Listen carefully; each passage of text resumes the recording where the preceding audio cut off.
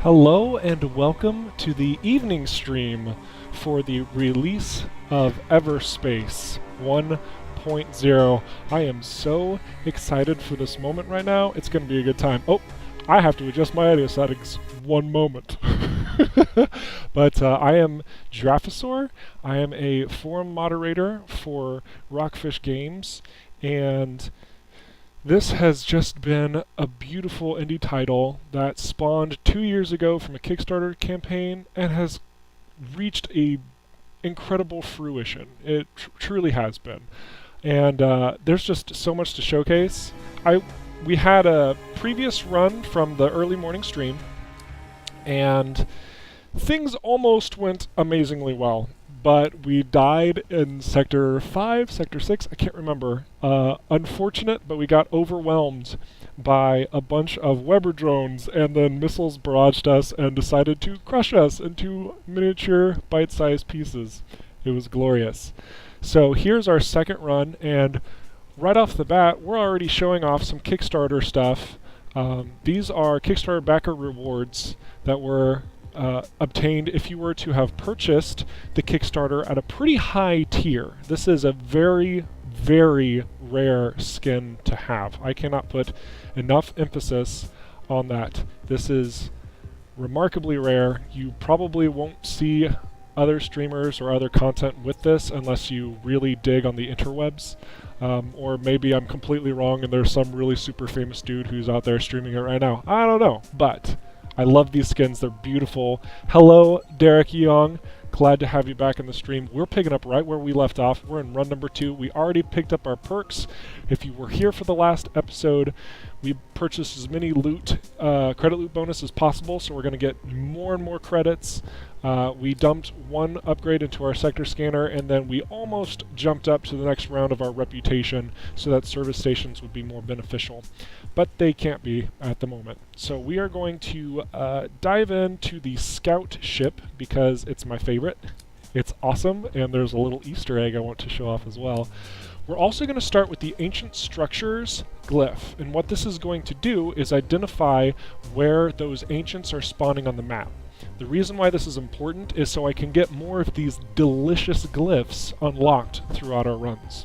The other two, we actually unlocked this in our previous run as well. This is just a subroutine that you obtain from a colonial derelict station, and this is a bonus for being a Kickstarter backer as well. And this is one of those super rare items that not many people are going to have. It's a nice little bonus just if you supported them, and it's very exclusive. The only other thing to point out for Kickstarters is this Pulse Laser KS, which stands for Kickstarter. And you can read the little description in there. It talks about Space Warriors and saying a thank you. This little Pulse Laser is just a tad better than the original Pulse Laser. Nothing game-breaking at all. It's just paying homage to those who really put in the support as its exclusivity showcases. Instead of it firing blue, it fires green. The energy consumption is a tad bit less. The range is a tad bit higher. But we're not even going to look at it because we have a shock rifle and a beam laser, and we're going in. Now the question is, how risky business do we want to go? I have played this game a lot. I have played it on easy mode for a lot of testing. I've played it on hard mode for a lot of getting my butt kicked, and also challenge runs. So if we were to do a hard mode on our second run, we're asking to die pretty hard, and we're probably not going to see the rest of the story. But if we do normal, we got a pretty good chance of seeing the rest of the story. I'm pretty confident in the scout. So we're going to do this. For the sake of it being launch day, that's what we're going to do. So here we go.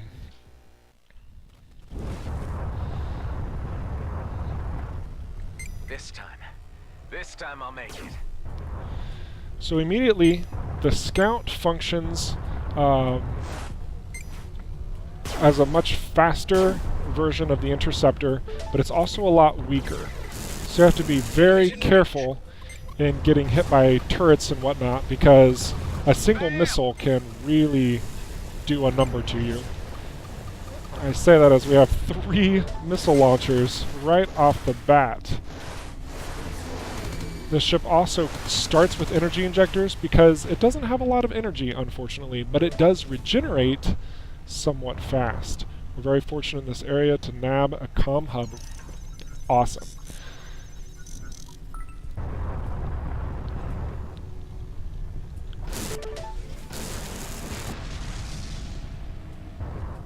Okay. So because the scout moves the fastest, we can also gather as many items as possible before moving on to the next area. And that comm hub, even though we've got items scattered all over the place, I think we're going to be able to nab all of it. What do we got?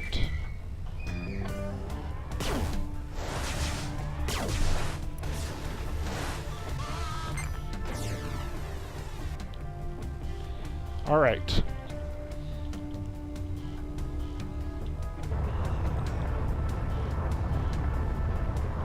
I really love this cockpit view too. Like this is a beautiful cockpit view. Oh, that just looks great. Even the booster color, the green matches. That just, I don't know why, that feels really good.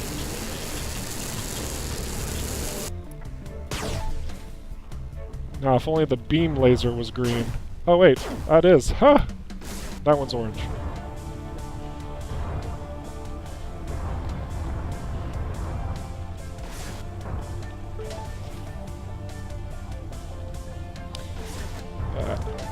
This ship is incredibly nimble, but if it bumps something, it can explode in a moment's notice.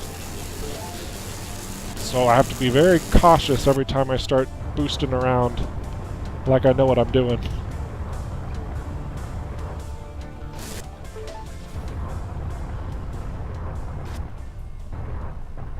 Look at all these delicious credits. Credits. Credits is right. We are going to salvage that. As much as shield boosters are a boon, the scout's idea of defense is evasion. So we shouldn't even have to boost our shields if we're not taking shots. Because that range.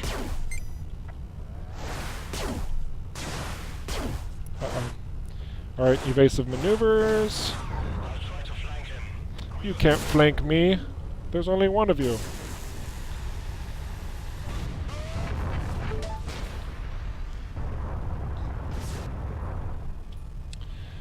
Thermo gun's nice when you have energy. We don't have energy. And suddenly I'm wishing I would have played on hard to unlock more blueprints, but it's okay. Alright. Get these nanobots. There's one other thing that looks like that we can pick up in this area. Because of the sheer speed of this scout, we've been able to scavenge almost all of it. And based on our last run, we were pretty short on ore somehow. So we are, we're going to do this first. I want to ask for the few viewers that we have at the moment, how does the stream look? Is it choppy? Is it coming through all right? How is the sound? Can you hear me at all? Am I muted for some silly reason?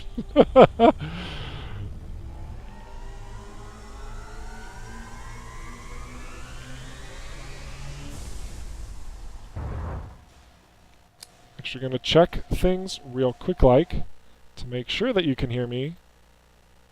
Okay.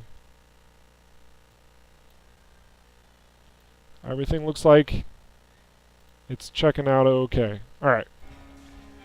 So, because we upgraded our map thing, we now have different colors that show kind of like the difficulty for each area. There's basically a not bad, kind of average, and a difficult area. So how do you like this ship? It's really cool, isn't it? Yeah. It's a matter of taste. Oh, pfft. You don't appreciate the finer things. I agree. Or is it jealousy? If you must know, it is because my small talk routine is in cooldown mode. Oh, pfft. Whatever. Excuses. I like it. I agree.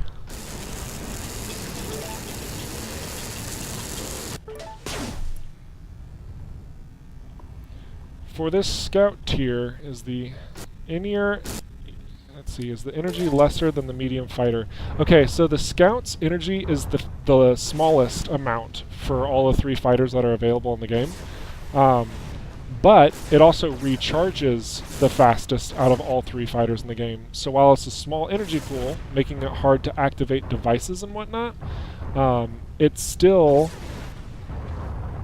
because it recharges so fast, you almost can fire the most with it, boost the most with it, things of that nature. So it plays pretty differently than the other 2 ships in that regard. Another thing to point out is that the ship naturally starts with a 33% boost in the sensor strength and can even be upgraded. Hello, Isaiah! Nice to have you join the stream. We're playing a little bit of Everspace. We're actually playing in the Kickstarter themed skin as well. So you haven't seen it. This is what it looks like as we get shot by a missile. Woo! We'll look at it in a second. First we gotta wreck some fools. Wow, that's a lot of drones. Okay, alright, okay. Sorry I insulted you.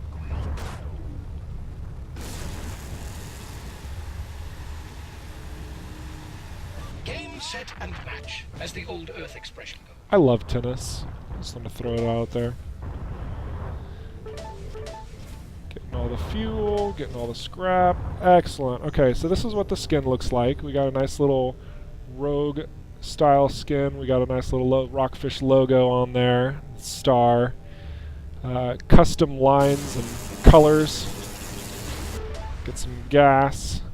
New craftables. What are our challenges? I didn't even look at our challenges. Shoot down 30 flood rights, 50 fuel tanks, a drone by ramming it. We're probably not going to make this challenge. Probably not. But we're going to try. Because trying is all we can do.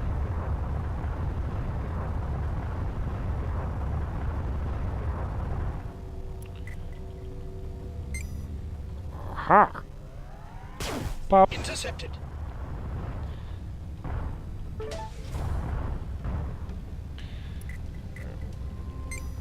More missile turrets. Oh, goodness, that was close.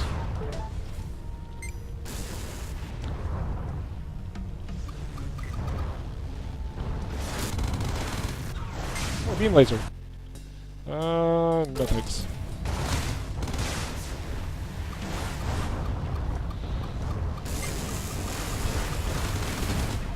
Ouch, ouch, ouch, ouch.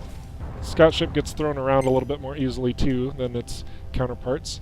Also comes equipped with some really nice stasis missiles, which will come in handy with stronger enemies. These light ones, I'm not really too worried about holding them in place, but it locks them down so they can't move at all. It's kind of ridiculous. If you recalled the previous stream, the Weber drones that locked me into place and destroyed that run, that's basically what the stasis missiles do to my enemies.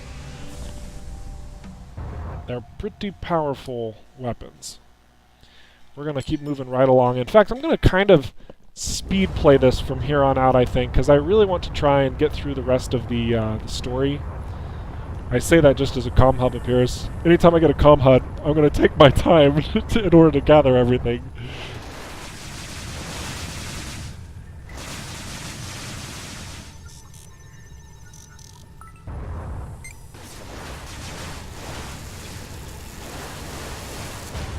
There we go.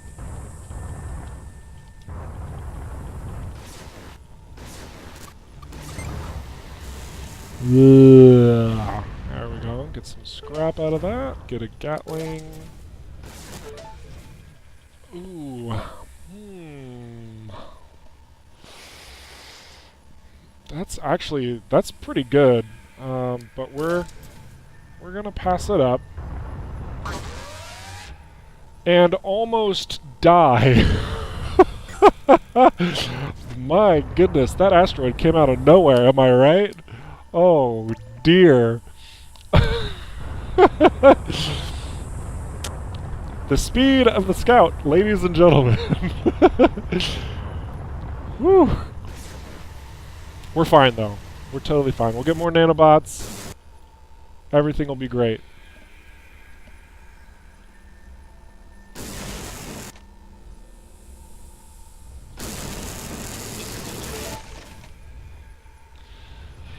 I will point out that YouTube is telling me that I'm not receiving enough video to maintain smooth screaming, so there is going to be stuttering. I do apologize about that. If you all recall my streams from previous times, not the one before this, but even before that, I had really great connection, and that's because I was at a different location. The place that I am at now has different internet access, so I unfortunately don't have as great as bandwidth as I previously had. So sincerely, I do apologize. I hope it does not affect the experience for you too terribly much. And thank you for your understanding. Let's get some crystal. First, let's get some fuel, though.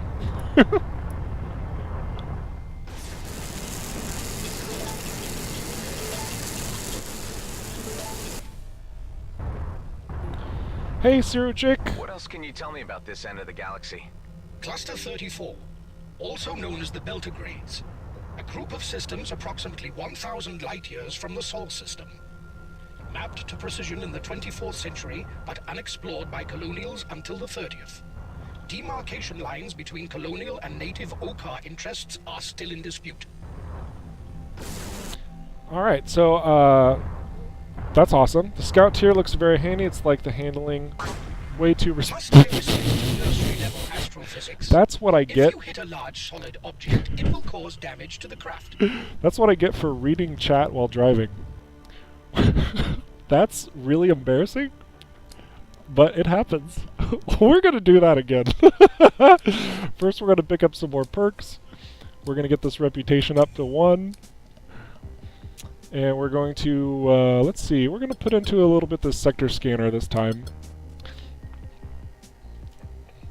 So, but, yes, this is Everspace Search Chick, and it's really easy to die in this game. So we're going to just straight up do this again. We're going normal mode again. Hilarious.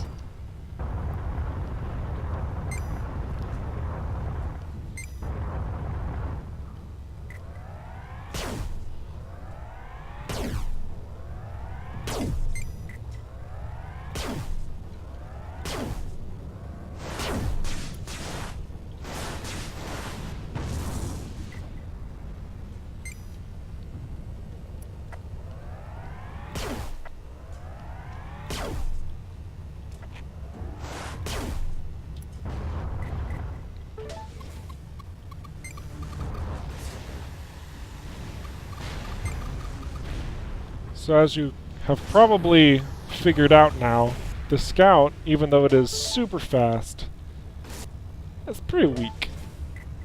Doesn't take much for him to pop. Which is why we have to evade and not run into asteroids. It's important. I'm glad that the connection is coming through alright. So I wanted to mention this while Zero Chick is here. I recently joined a small group of creative streamers and content creators called Create a Crew. And they are just a dandy group of people who love to promote games. They love being interactive. Just generally good folk who have a passion for games and a passion for the community surrounding those games. And I implore you all to check out this link that I'm dropping into the chat right now, just to find out a little bit more about them, and just maybe even consider joining them if you have an interest in creating great gaming content and being a part of a well-informed community. Or even just a community that wants to have fun. Maybe not even well-informed necessarily, but maybe wants to be well-informed.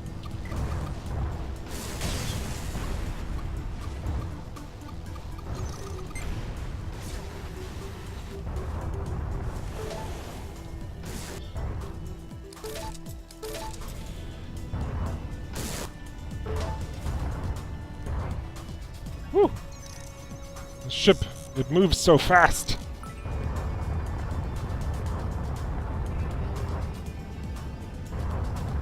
We missed a container. This is why those scanning hubs are so dandy. But yeah, Zero Chick is kind of the leader. Kind of. I think. Maybe? Question mark? She's awesome. And if you were in the first stream, if anyone was in the first stream, Shoes On, who was here, Shoes On, I'm butchering his name, I just know it. He's in Switzerland, and so he's not going to be able to make this stream unless he's staying up super late. But he's also a member of the creative crew. He's a gentleman and a scholar going to school, if you heard me talking about him at all. Just awesome people. Seriously awesome people. So now we're behind time in this stream. We gotta make time up. We gotta make up some time. That's silly death number 2.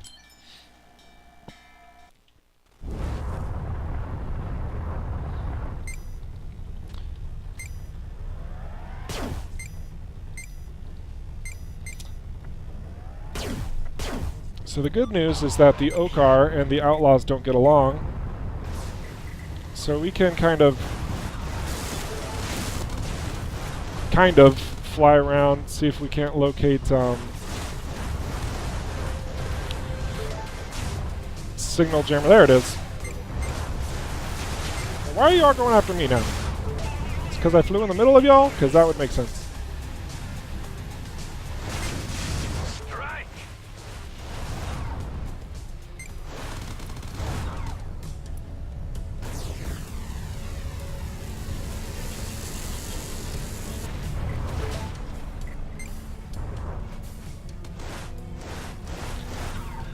Go fight the Okar.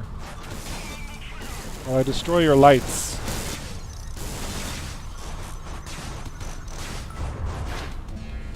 All the lights.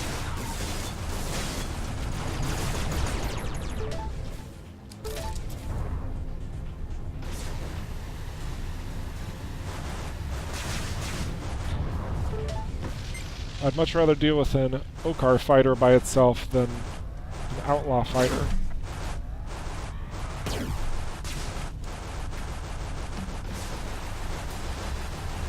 Except he's not alone. That's okay.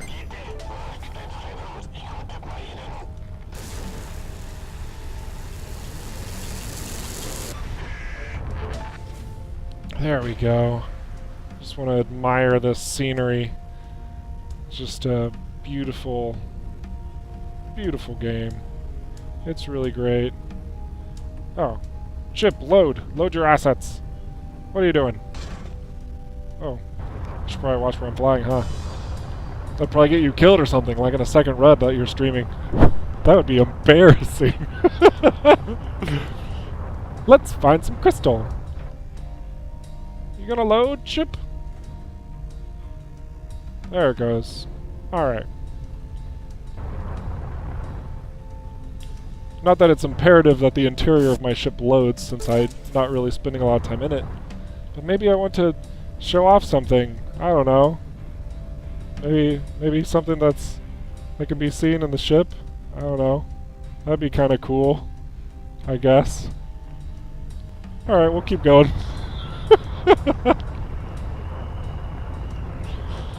Yay, Easter eggs!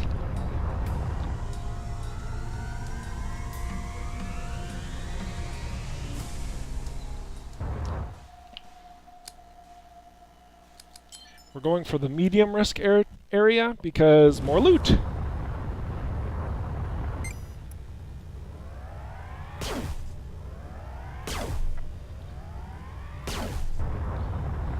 Didn't even see me coming.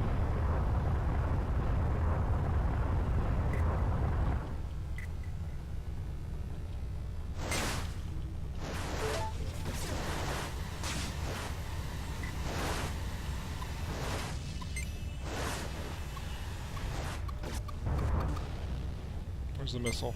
Ah, it's right there.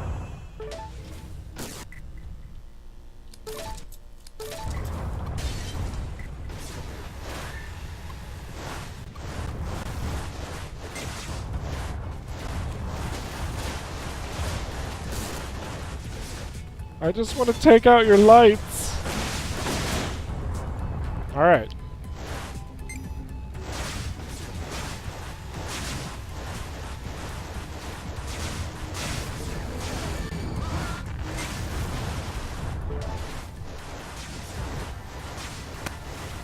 There we go. That's a little better.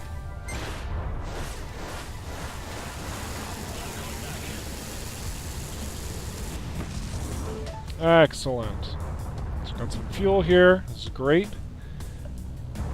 We got Floyd Scorpion, hello, and Indie Bob. Nice for you all to show up.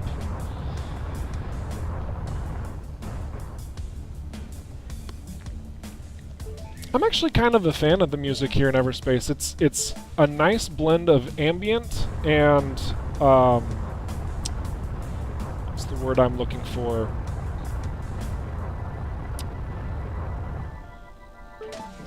Mysterious?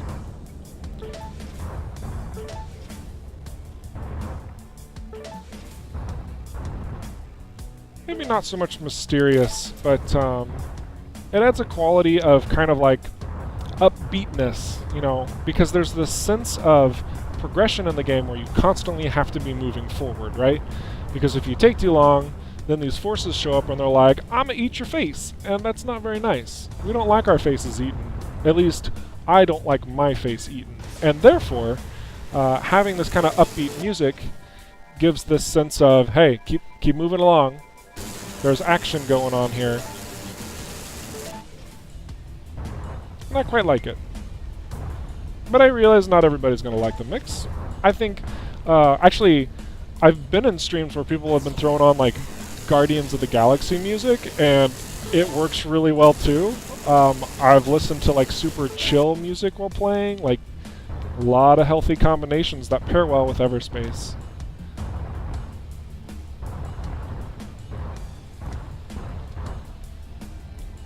Trying to nab all these containers. There we go. Indie Bob actually introduced me to a little Facebook group regarding Everspace. It's a really tiny one, but it's a powerful one. So it's a nice community. There's some really devout, passionate players in there asking a lot of healthy questions about the game. If you have any, if you have a Facebook account and you're okay with letting people know your real name, I would implore you to search for it and join it. I think even the, actually I do know this, Michael Shade, who is the lead CEO, big boss man of ROCKFISH Games, he's actually in that group as well. So you have a chance to talk it up with him when you're there. That's a good deal. And now, thank you for your trade. We're gonna loot you. You've been detected. Just gonna hide in here for a second. No big deal. And then we're gonna leave. This is the PC version, Indie Bob. I am full-on PC gamer. I don't have anything against consoles, but I do love my PC, love my mouse and keyboard. Dexterity and precision is kind of my thing, and I just have to use mouse and keyboard. That's just who I am. That's my preference. I really enjoy the way that the team has optimized for the console. I've heard a lot of pretty good things regarding controllers. I know that there's also a couple, I don't know what you'd call it, complaints, I guess? That's probably the best word, about not being able to re-keybind, little things like that. I'm sure there's support coming. ROCKFISH Games is really good about listening to the community and providing options. They're even already talking about joystick support. I'm sure several of you have heard that as well.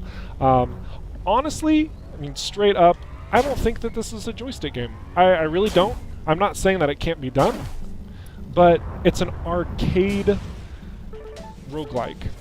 And for myself, I don't know, that doesn't seem like the way it would be played. Nice and simple. That said, I also didn't think that VR would be that terribly exciting, but from some of the reviews and from some of the gameplay that I've seen with people in VR, it's not bad. So I could be totally wrong, and joystick is the way to go.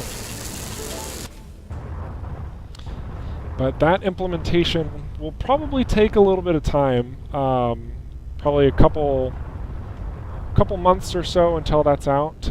Maybe even around the same time as hardcore mode, which I believe is in development and will probably be out in a couple months as well. I'm really looking forward to the various DLC that's going to be coming, because the team is really adamant about listening to the community, as I listened before, and the community has come up with some pretty great ideas. If you've been to the Everspace forums, either at their official website or on the Steam forums, people are smart. Well, let's see what this sector has in store for us.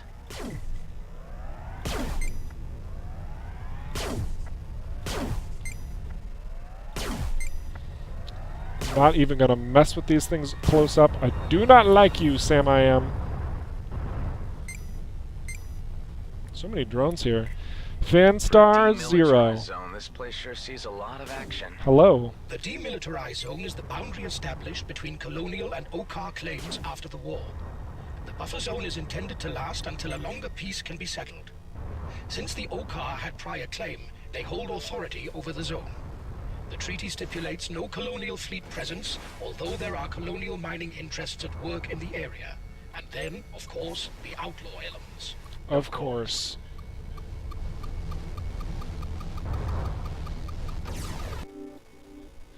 Did I just die?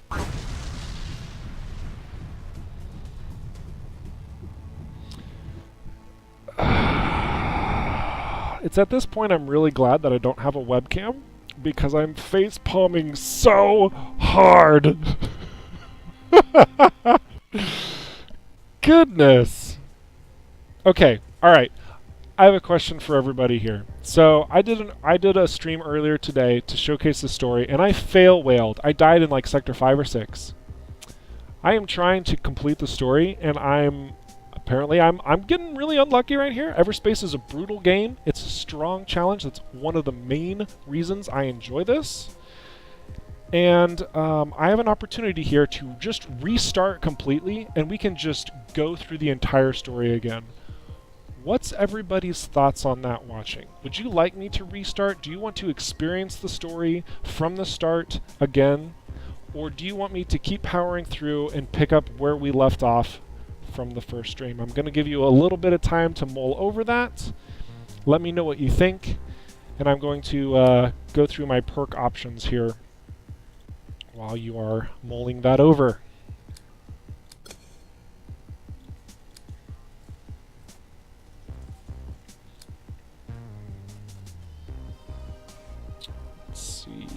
That would be one. It's also a bit expensive.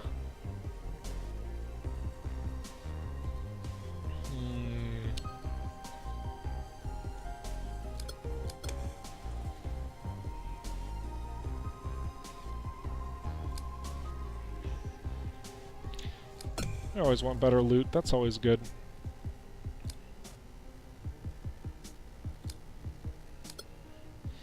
Alright. So, what's the verdict, folks?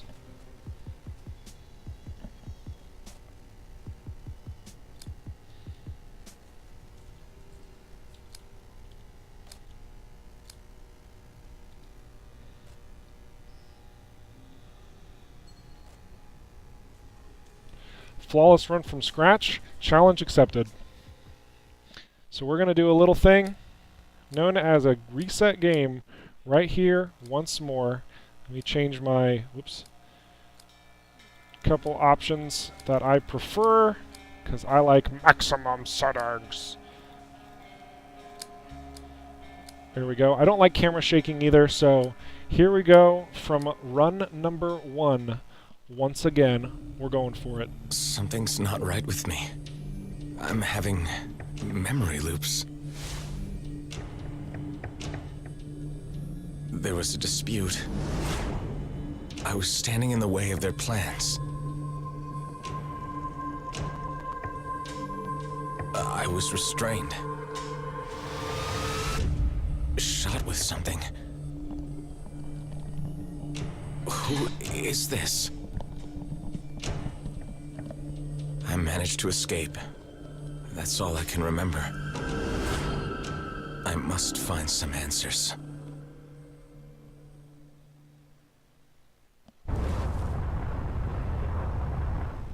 We are going to skip the tutorial, though. None of that nonsense.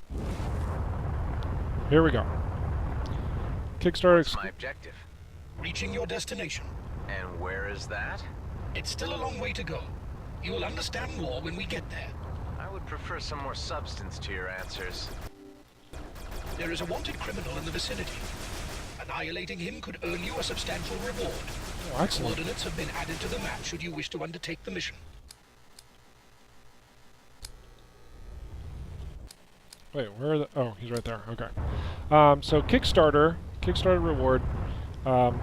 This pulse laser is green instead of blue. It has a little circular wisps going around it once you fire it.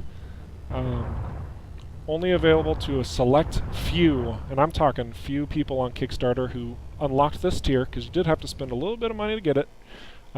It's not really that much better than a standard pulse laser, so if you're missing out, don't feel like you are getting gypped or something like that. For crafting and upgrading, but you will require much more. It's mainly an aesthetic change, Vessel truly. harvests plasma automatically when you are near. That's convenient. It appears we have stumbled upon an outlaw base. Scavengers and raiders of every degree ply the demilitarized zone using these hidden structures to launch operations. I would advise caution on approach. Maybe it's worth the risk. That's just what I need. I was hoping for the more nanobots, but that works. Alright, so because we did another reset, I am going to let the cutscenes and the flashbacks and the cutscenes all play out. And I'll try to be a little bit faster in getting through these locations, but at the very start I do have an opportunity here to collect a bit of loot. So the first couple locations are going to be a little slower, and then we're going to speed up pretty fast.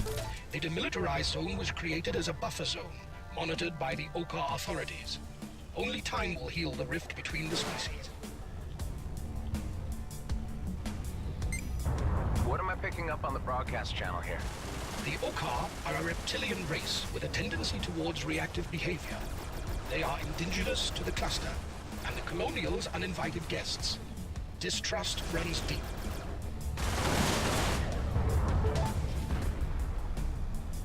We missed one.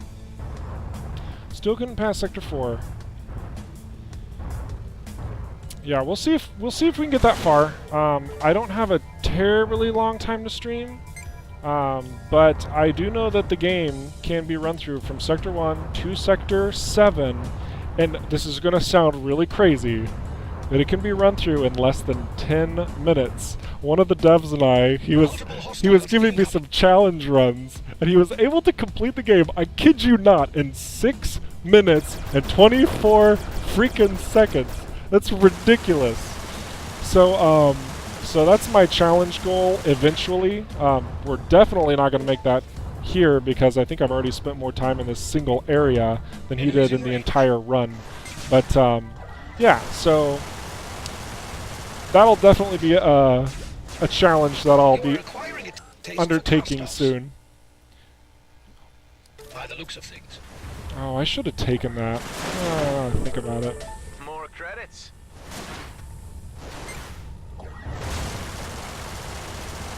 I don't know if I should have taken it or not, actually. The modded weapons add energy, which can be kind of tricky to use at the very start of the game, because you don't have a lot of it. So, yeah. Yeah, 6 minutes, Rez. I'm not joking. But there are 7 sectors. There's 6 unique sectors, and what I mean by that is ones that you progress through different areas. The 7th sector is a unique one in that it's a full range area where stuff goes down. But yes, there are unique rewards for getting to the end. I'm not going to spoil anything, but one of those items actually adds something new to every successive run. Between systems. These were built by gradient prospects for their mining drones to reach areas more efficiently. Okay, thanks for the introduction. You want me to use this? It is the only way to the next sector, so, yes.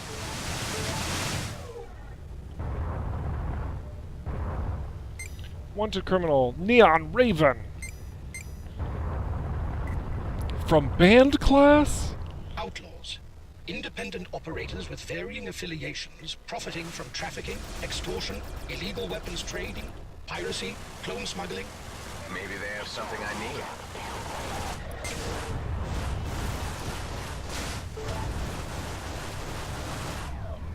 A little bit more energy. There we go.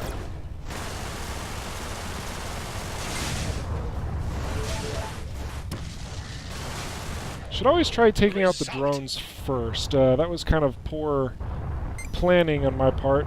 No, that was my kill! A credit reward has been received along with thanks for your assistance. Oh. You're welcome. Alright.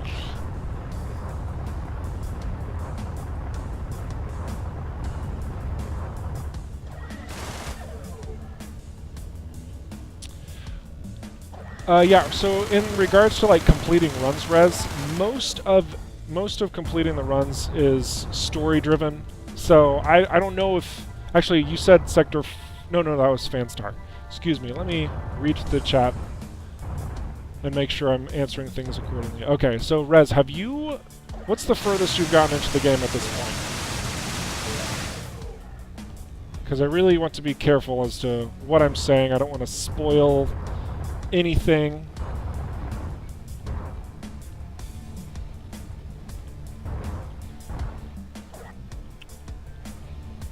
Unless we get there together in the stream, of course. Man. Yo, dog, I heard you like light missiles.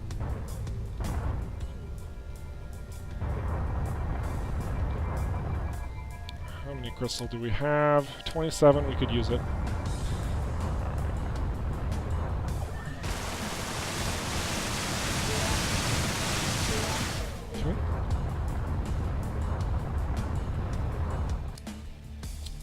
We could definitely use the gas, because we don't have it all. Halfway through Sector 6. Very good. Okay, so what I'll say is that getting to Sector 7 does trigger some new stuff. The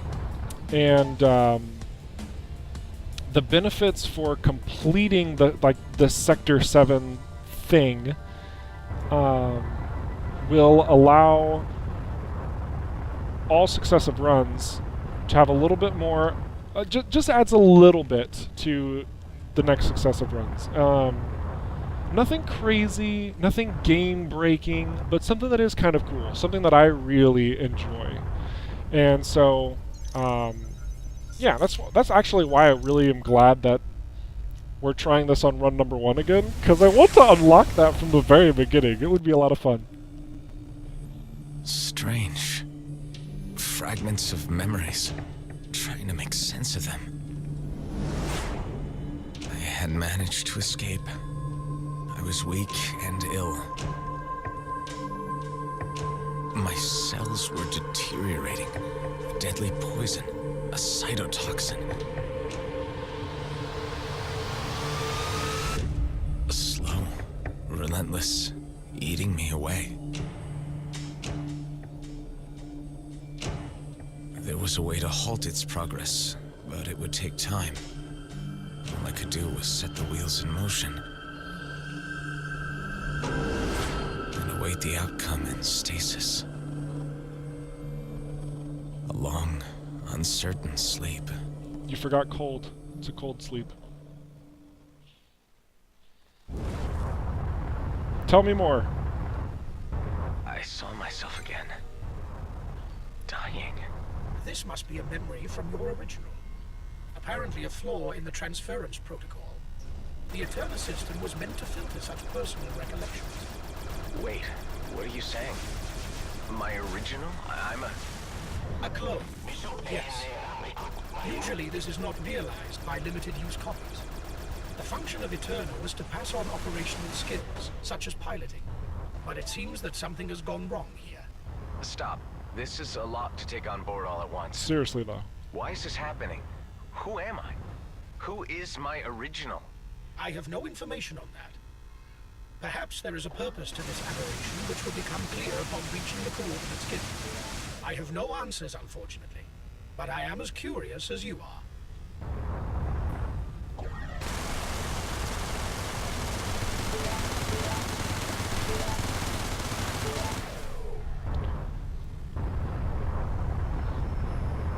Alright, so my main goals here are to just collect as much as possible and then just get to the next location. And in order to do that efficiently with the time we have available, I think I'm going to try and... I might have to raid a little bit of the G&B forces, especially right now, because I consider being half full of fuel pretty low, especially in early runs like this. This is almost too much to deal with just for a couple loot containers. Oh, that was perfect! Look at that! Okay. Be very careful. I just want the loot box. It's just an anti-missile drone. We're gonna take it. We're gonna leave. Alright. Easy peasy lemon squeezy. Let's see if we can find some more crystal in this asteroid. Certain resources are almost guaranteed to spawn in certain structures, so so if you kind of know what you're looking for, like for instance crystal, like right there, look at that, they kind of show up in their natural habitats, we're going to call it. And crystal likes the inside of large asteroids. They can spawn in other locations, but for the most part, it's all about similarities. So like, say you have a damage that you've taken on something and you need a specific resource, you kind of have a sense of where to get that specific resource. Ores are found in just small floating asteroids pretty commonly. Well, that was dumb. Didn't you know all units in the direct vicinity will react negatively if you attack one? I can see that now, thanks. Fuel is not very commonly found unless you're opening containers like this. I'm being really risky right now.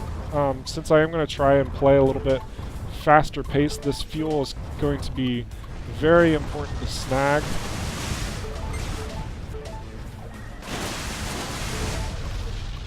Just need two more fuel, one more fuel.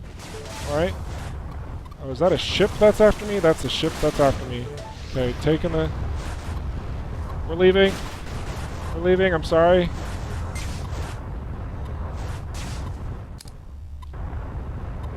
Alright, there we go. Whew. So, unfortunately, because we poked the bear, GMB is going to be upset with us in this area too, as Hive describes.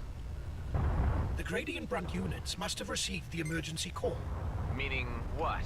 They will attack you on sight, so try not to get too close.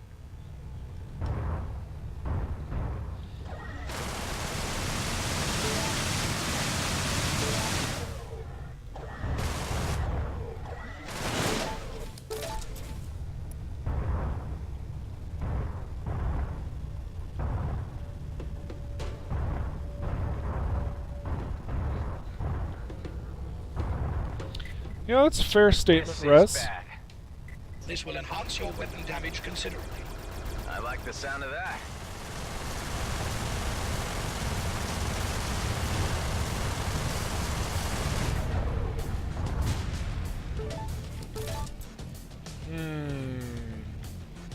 Yeah.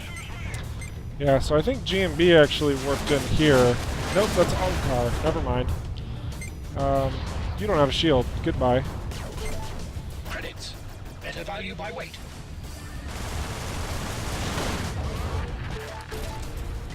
Oh, boy. Oh no. Here, eat some missiles. I always recommend using missiles whenever you're out of energy to let your weapons recharge. That way you can still dish out damage and keep enemy shields from charging up while you are attempting to, well, do damage.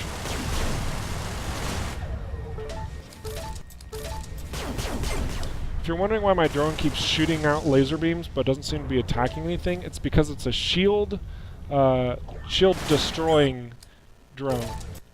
So instead of it really shooting lasers to deal damage, it's actually blowing up those missiles that are heading towards me.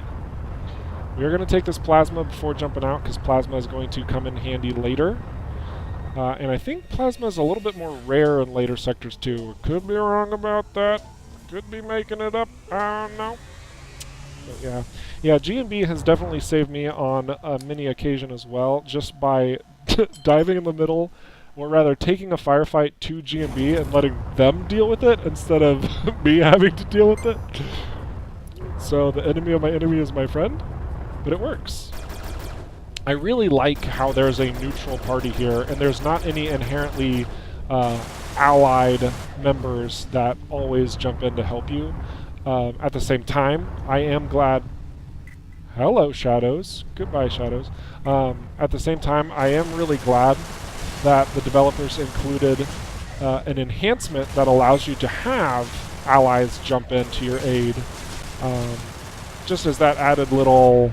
I'm a part of a bigger group sort of mentality that a lot of gamers like to have, especially when you're flying around in a super awesome spaceship.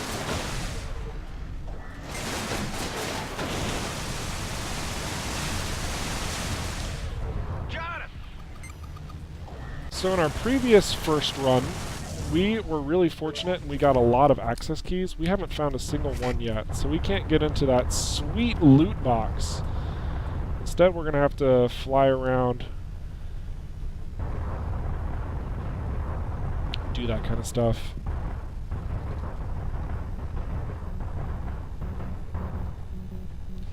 But we haven't even seen an elite yet, which is kind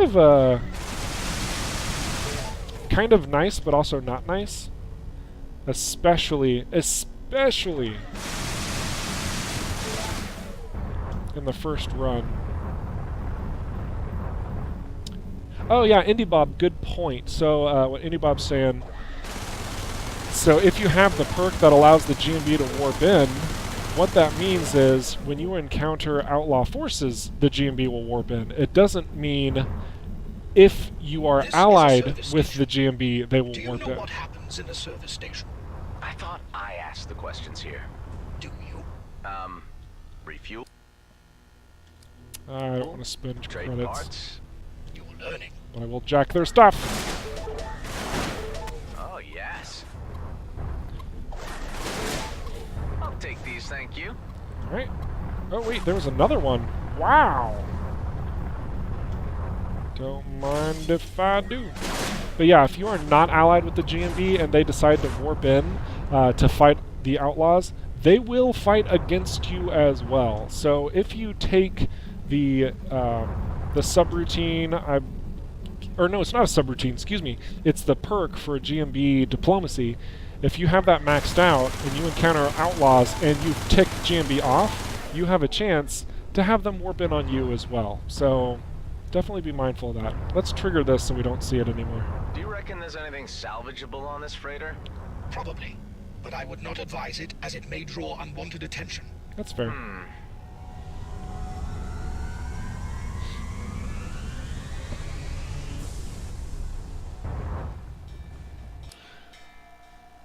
It depends on your proximity res, because the enemies will always fire at their closest adversary. So if you are in the middle of a firefight, there's a good chance that they'll all turn on you.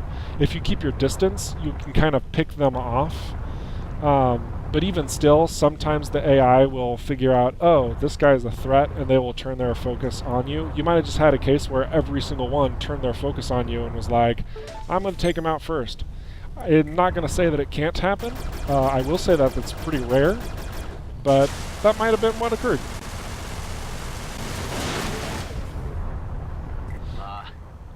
Lightning in space? How? Magnetic fields causing friction. An anomaly. But quite visually striking. Come on, give me some energy. There we go. That's what I needed. So lightning in space is actually a pretty good thing, because it gives you more energy, especially early game. Don't worry about not having shields. Your focus should be about evasion. You can only evade if you have energy. And lightning cannot hurt your home.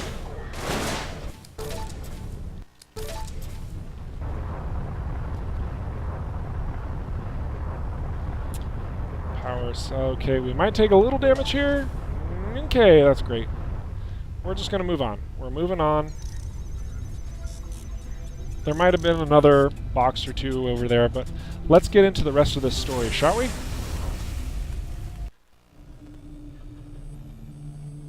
My memories are not my own. They are copies. They originate from someone else. It was at the Fleet Academy. His name was Adam. Adam Roslin. Quiet, reserved, awkward around the others. He had a friend, Seth. They shared a dorm. Basic training was tough.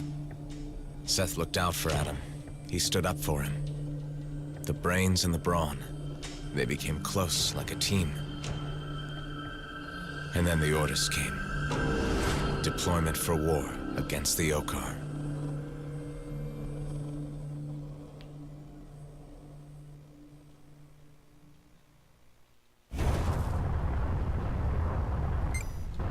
I had another vision. I think I know my name. Adam. Adam Roslin. Interesting. Do you have any information on that name? I do not. But this level of cognizance in a clone is highly unusual.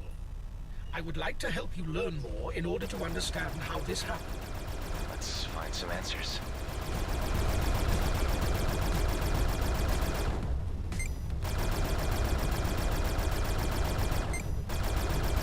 This is an ancient splitter.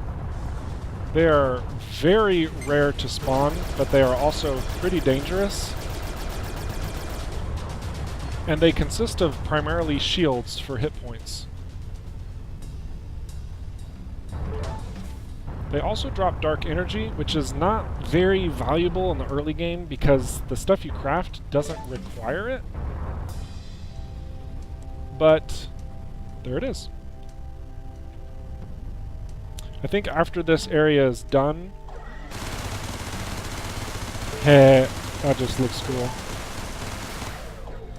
After this area is done, we're going to take a brief break. Get some water, stuff like that. Man, I cannot see in that sun. Alright, take him out. Oh, his shield came back up. That's disappointing. Let's try that again. There we go.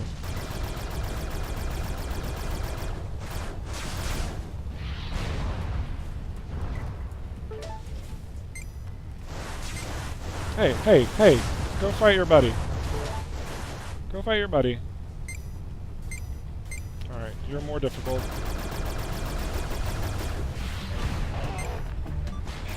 I promise, he was the more difficult fighter.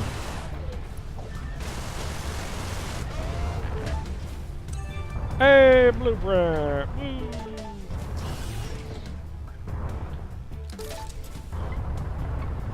Okay, let's see if we can find some goodies. Nothing here. Alright.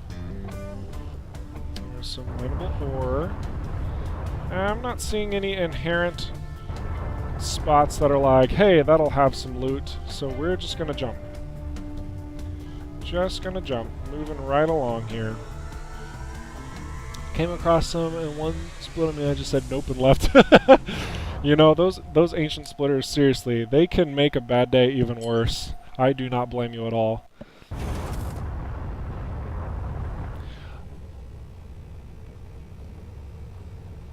Here comes Nobu. There is a colonial heavy fighter leaving hyperspace in front of us. Be aware. Okay, thanks for the warning. He has a jump suppressor. This does not bode well. Who would have thought that outlaws make such good informers? But they were right. You're still alive. I'm not sure we've been introduced. What you did was unnecessary. Destroying it all. How could you? After all the efforts we put into our plans, you betrayed me. Listen, I think you have the wrong man. I don't want any trouble. I don't play the fool. I hate to do this, but I can't let you get away with this, Adam. Adam.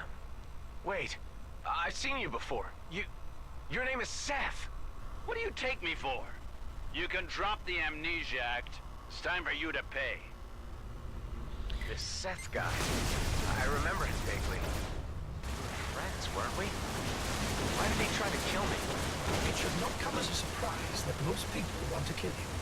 Only that this one was rather talkative. Talkative? He accused me of something I did and I can't remember. What have I done? Who am I?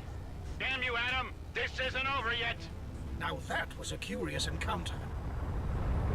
Alright, well that's done. Hello, Stalker. Is this a good game? Well, I think that's a difficult question to answer because it depends on what you're looking for in a game. If you are a roguelike enthusiast, my answer would be yes, it is. If you are a space game enthusiast, I would also say yes, it is. If you are a space simulation gamer, I would argue it might not be your cup of tea, but it would probably keep your interest for a good 10-20 hours. If you like open world games, I would probably steer clear because it might lead to disappointment in what you're looking for.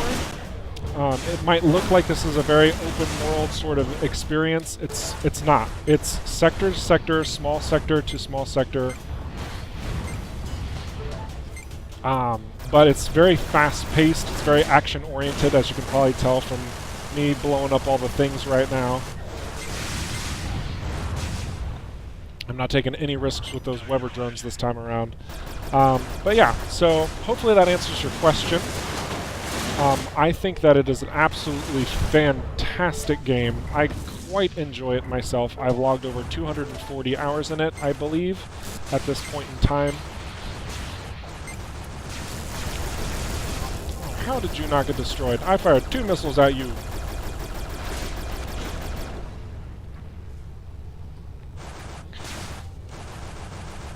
So, if you have any questions regarding the game itself, mechanics, sound design, just general gameplay, feel free to ask. I am one of the community moderators for ROCKFISH Games, and I'm really close to the developers. I've actually played a little bit of part in the development cycle, and yeah, I know things.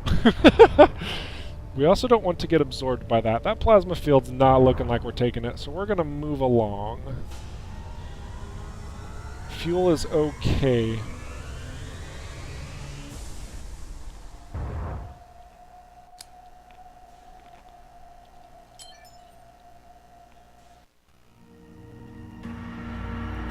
They arrived at Cluster 34, into a cauldron of hellfire.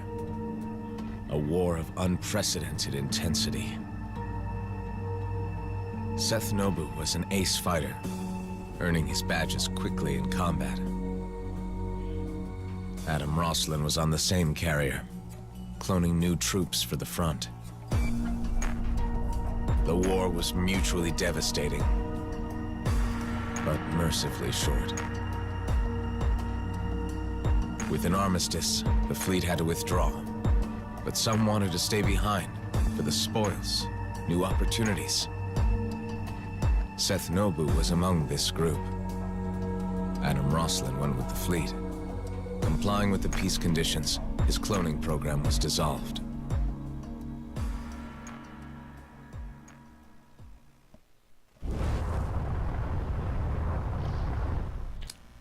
Alright, we are going to take a brief break before the clone starts talking about Nobu, and we will be right back. It's gonna be like a, I don't know, 5-minute break, so get some water, stretch, do all those lovely things, and we shall return. I'll see all of you lovelies in just a moment. Oh, and see you later, Fanstar Zero. Thank you for stopping by. I totally understand not wanting things spoiled, so...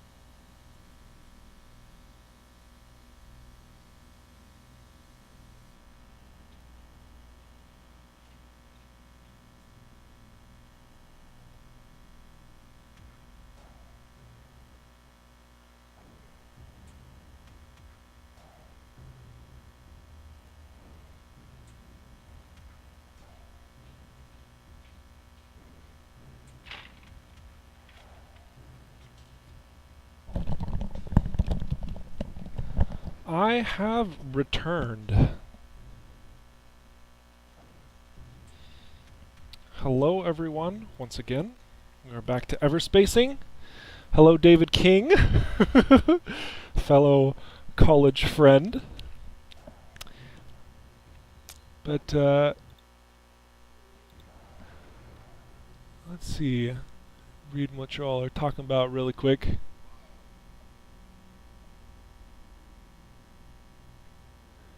Yes, David King. In fact, my last run this morning had a black hole in the dark area, and I'm glad I spotted it early.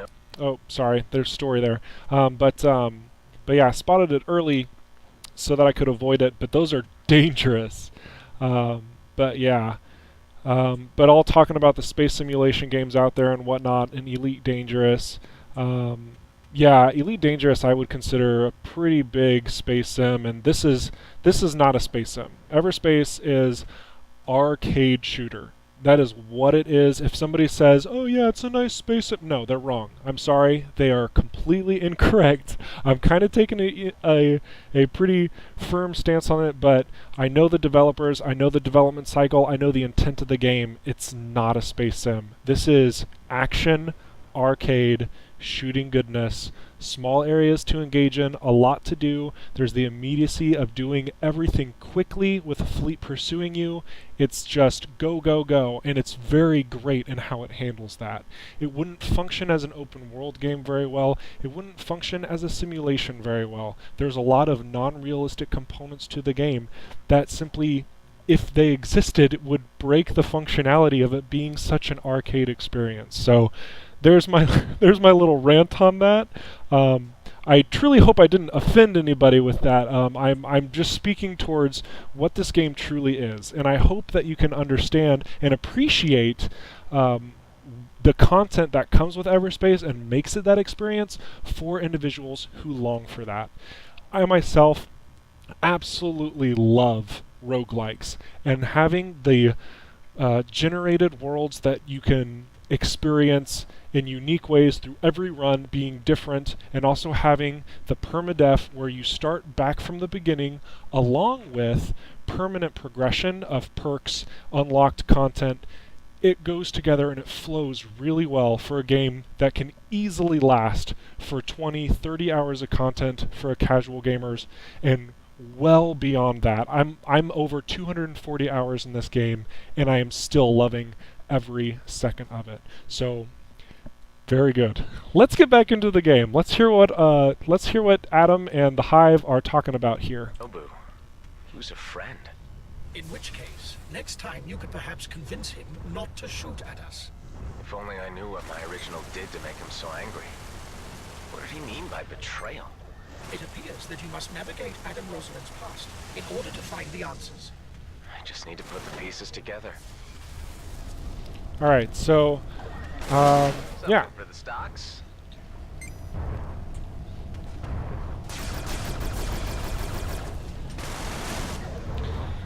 So yeah, Indy Bob said it. It's a cross between FTL and Freelancer. The developers were highly influenced by FTL's progression through sectors and its roguelike qualities. They were influenced by Freelancer regarding its controls, as well as something like a Descent, if any of you are familiar with that game. And it was also influenced by a little game called Rogue Legacy, which has a lot of permanent progression in the form that Everspace showcases. Like the perks, every time you die, you spend your credits to enhance your next and every successive playthrough. Rogue Legacy has that exact same functionality. When you die in Rogue Legacy, you upgrade your keep, so all of your new runs will actually be a little bit better. We're in a little bit of a dangerous location here. Do a little bit of focusing real quick like.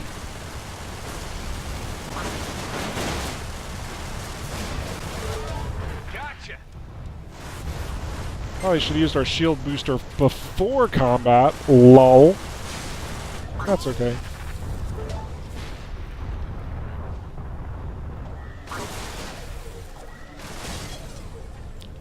There we go. No big deal. Get out of there. What's over here? Nanobots! We're going for it. You still don't think Elite Dangerous is a space sim. It may be multiplayer. Okay. Oh, I'm sorry, King Midas. I completely missed your question. My apologies. Do you know if they're going to be add multiplayer? They will not be. Everspace was designed from the ground up to be a single-player experience, and there is no intent to create multiplayer to the game. It would be a complete rework of the systems that are in place. It would be very hard to implement. A co-op mode, people have been asking about. It's even hard to say that's possible, but if it would be, it would still be very difficult to implement. So I think the main answer is a pretty confident no. The dev team has surprised me though in how well they listen to the community. So, you know, maybe a DLC pack will do something really crazy regarding multiplayer, but as of right now, I can assure you the devs have not been talking about it in that sense. Their plans for DLC are revolving around other pieces of content.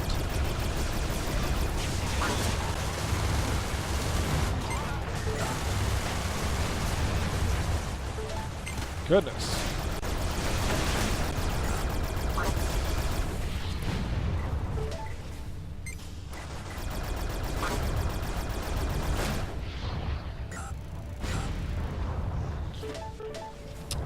Okay, gonna catch up in chat real quick like. Now that all the things are exploded.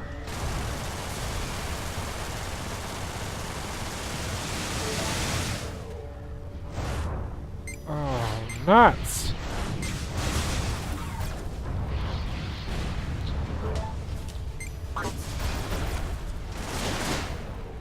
That drone almost rammed me. You guys see that? What a jerk!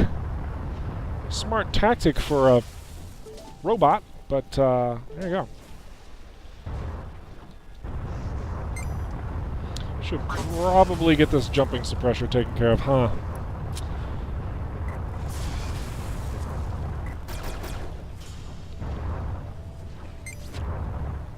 Pew pew pew pew pew pew pew pew pew pew pew pew pew pew pew.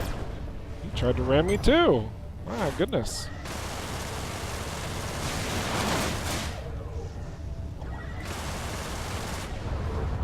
Oh. The Arc 9000, a most sought-after piece of artillery. Yes. This is a lucky find. This is great find. That's wonderful. Alright, let's get this and get out of Dodge. Excellent. Yeah, no problem, King Midas. If you have further questions, by all means ask them here. Again, I have been helping out the Everspace team known as ROCKFISH Games, so I do know some things. And I would be more than happy to direct anything and everything that you are looking to have answered. These are all just drones. Do I even want to deal with this nonsense? I guess the answer is yes, because I'm dealing with the nonsense, but... Hey, nanobots. It was worth it. It was all worth it.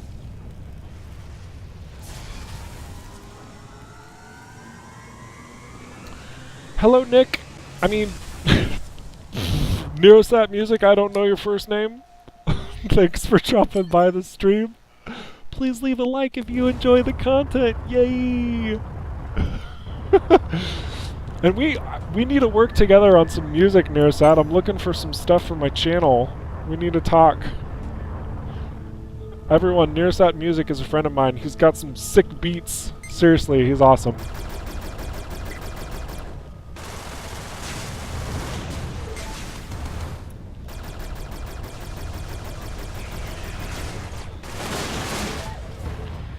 Don't you think Everspace co-op would be fun? I am a single-player gamer, so I do have a bias. I don't think it would be bad necessarily, but based on... Oh my gosh, hang on a second. I've got to get out of here.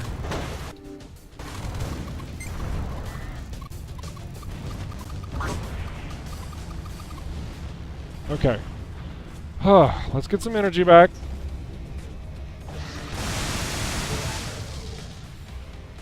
Let's deal with this more accordingly. From a distance. Man, my dodging skills are not doing so hot at the moment. Alright. Now it's time to loot. Okay. Sure are a lot of valuable goods lying around. Not much attention was paid to clean up after the war, but we're helping in our own way. Alright. So, co-op, would it be fun? That's a very valuable question for individuals who would want co-op. For myself, I am a single-player gamer. The reason I supported Everspace from the get-go is because I longed for a single-player spaceship roguelike arcade shooter experience. So in asking if I think co-op would be fun, I already have a bias. I'm not going to say that it wouldn't be fun, but at the same time, I do think that based on how the game was created, that it would make some complications in its development process, and I know for sure that I would not be willing to wait for that implementation based on my own desires for the game.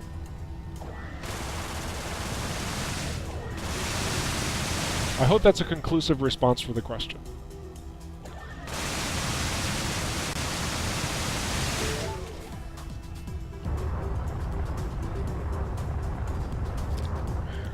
We're gonna go get some nanobots, it looks like. Not gonna worry about the dark energy. We're gonna get some nanobots, and then we're gonna keep moving and get some more story going on. So many Okar. Let's get these first. Don't shoot me yet. There is a drone in there. Okay.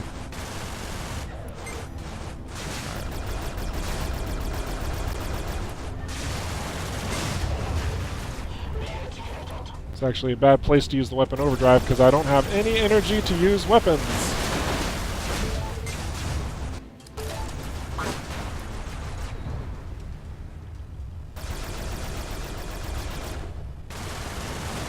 There we go. We got some fuel out of that. That was good. We will take this energy injector and this compound before getting some more story.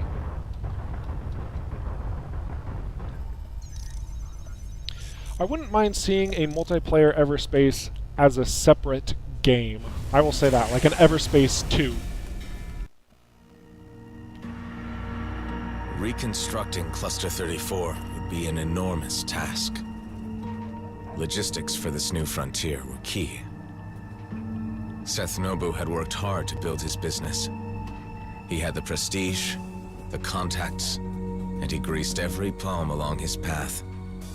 He was soon the biggest weapons supplier around, artfully circumventing the treaties.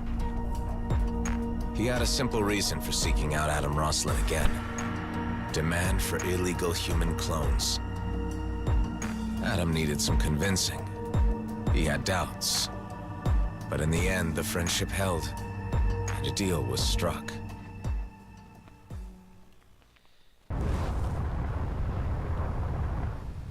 Seth Nobu and my original worked on something together.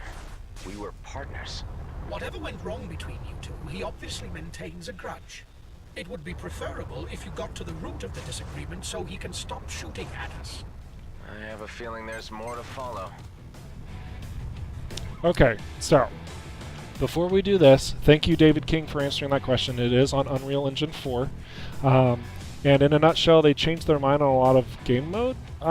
They didn't change their mind. The developers were really clear on what they envisioned for the game. It was a single-player experience to begin with, and they have delivered that.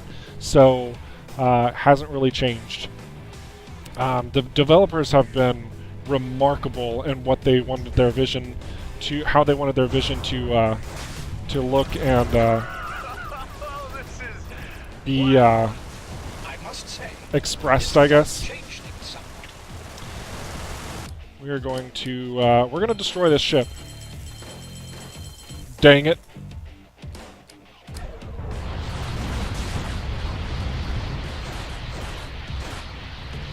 This is an elite, so it's going to be real strong.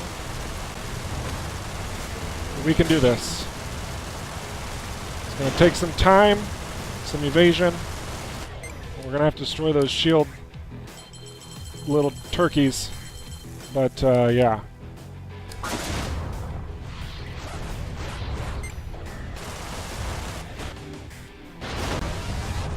Of course, secondary weapons get A damaged. key ship component is damaged. It is recommended you fix it before your next encounter. You say so. Come on! Not Okay. sure how much longer I could have endured that. Me neither.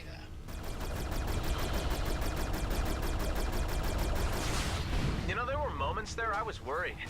The odds were certainly against you. Okay. Whew. Banked.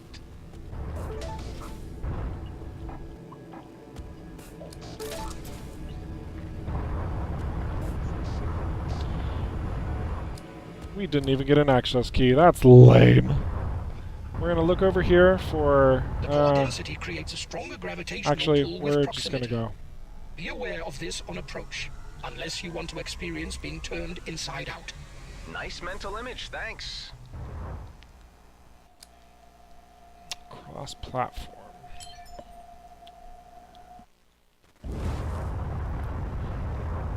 I agree, Indy. I really do. Story time.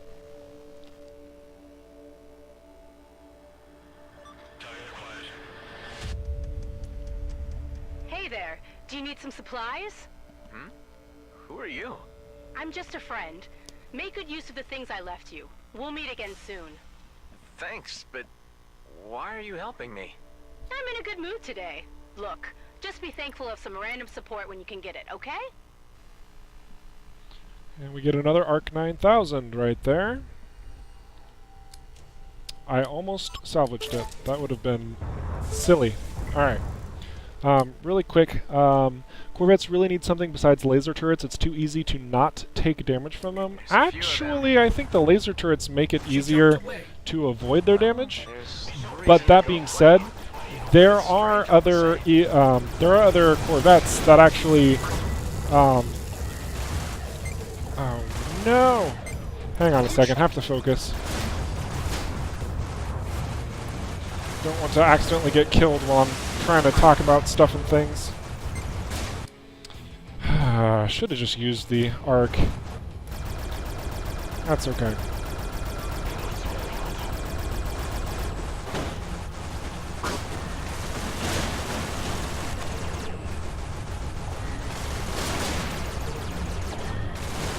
There we go.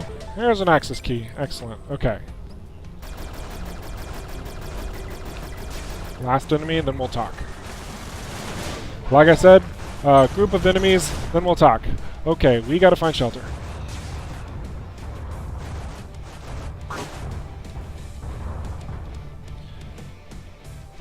Okay, swarm fighters. Not good for this moment. This is problematic. It's too easy to not get hit by them. Okay, I agree. There are other attacks that that Okar Corvettes have, one of which is a close ranged attack. So if you, depending on what weapons you have and you're trying to get in close, they can really do a number to you using a energy discharger. Also, they have these big balls of energy on certain ones as well that launch, and when they hit you, it is like getting hit by a freight train. If you don't have shields up, you are basically dead. So really big challenge for them as well. I kind of like how it's kind of easy to dodge the laser beams on the Ocker Corvettes, because like when you're on approach, you're like weaving in and out of the laser beams. You're like, I'm so cool.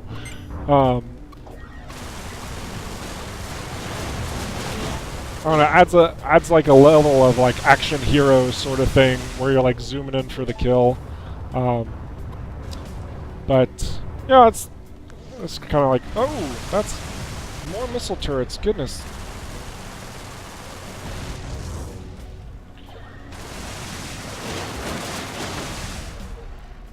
The drone Corvette things, it's funny you say that. I remember even in one of your streams, I was talking about how I think I don't like drone Corvettes, or drone carriers, rather.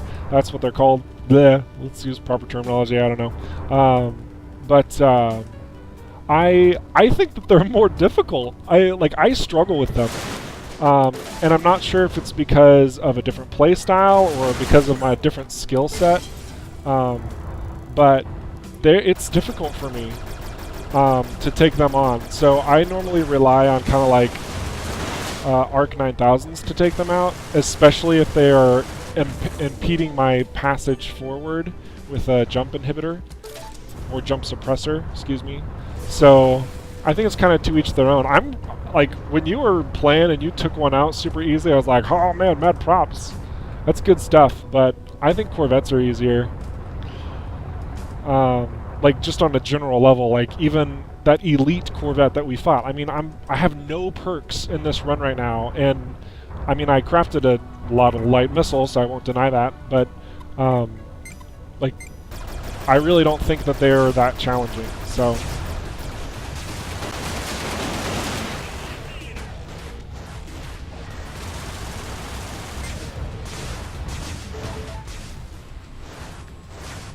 I need more energy!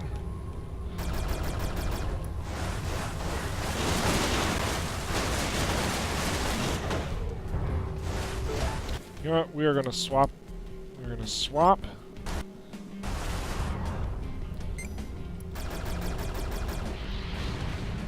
That's the last of them. I admire your optimism. Okay, so there is a problem in the current iteration of this game. These space clouds are supposed to impede Ocker forces from tracking you. So that's kind of a bug, if you will. That will be fixed in a future patch. Corvettes need 1 or 2 missiles? I disagree. I disagree, and I want to explain why really quick. This is important. So the Corvettes have a very powerful function, and it's that they last freaking forever. Not only do they have a large hull pool, but they also have a pretty decent amount of shields that get replenished by the drones surrounding them. So the function behind the Corvette is not so much to punish you with a ton of damage, like a sheer force of strength. It's rather to make everything take a longer time to deal with. So if there's a lot of fighters and a Corvette nearby, you're going to be in a case of trouble because you can't take out that Corvette until you deal with the fighters. There's this extended layer of depth in the combat by issuing this behemoth of a ship that is just hard to destroy. Isn't necessarily that damaging, but takes time. So that is kind of the element that I enjoy about the Corvette, but also why I think it's kind of an easy ship to take out, depending on the situation, of course. So yeah. If they had missiles, if they were more dangerous, and they also had that bulk to them, I think that's presenting an extra layer of a challenge that isn't necessary. Instead, I think a different type of ship would need to be included that might be kind of a weaker capital ship, but deals a crap ton of damage. So if you don't take them out first in a large group of enemies, then you're going to be punished for that. That's kind of the mechanic that I would like to see in this arcade shooter mentality. As well, to continue that just briefly, if you are familiar with the Okkar frigate, the frigate is a powerhouse of a ship. It takes a while to take down, unless you know how to navigate around. You can kill it in 10 seconds. But it deals a lot of damage, and they have a lot of fighters. Like, that's kind of the biggest challenge in the core gameplay loop at this time, and it works really well.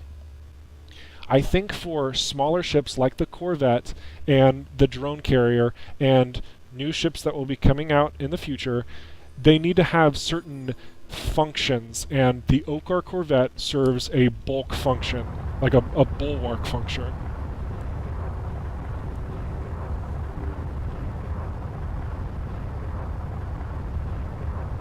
This thing is massive. What is it? These must be the ruins of the ancients, a long-lost civilization, although the information I have on them is very limited. Just tell me what you know. They were believed to be higher beings, distantly related to and revered by the Oka. They ruled over a powerful and far-reaching empire, yet they mysteriously vanished from historical record some millennia ago. Interesting. Perhaps I should explore this a little deeper. What is this? It seems abandoned. Are these ancients? I cannot confirm this as I have no data. They could also be some kind of warblers of the ruins.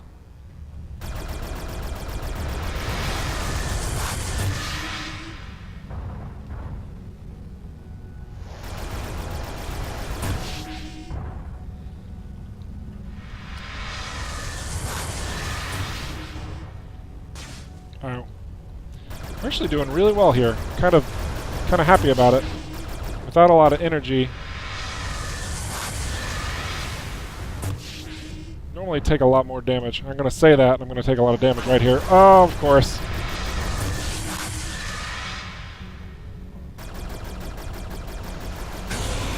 Whoa! What's happening?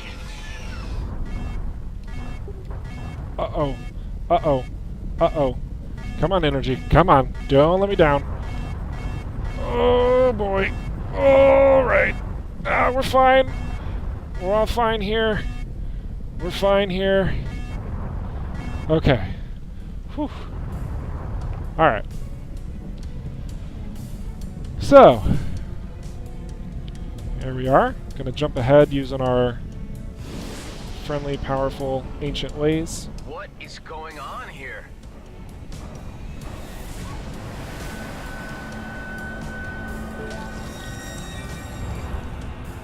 Oh, real quick, I want to address some things in the chat.